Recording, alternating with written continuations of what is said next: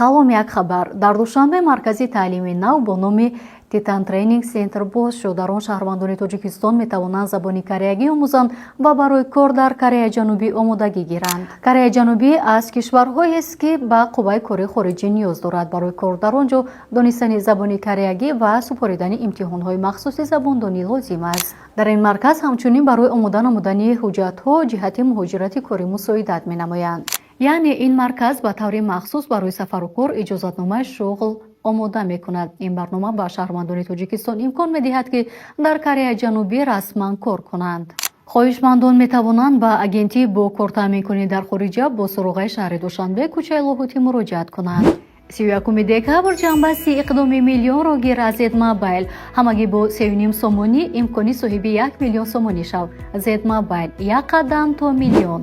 хабарҳои бештар дар телеграм канали Азия Плюс.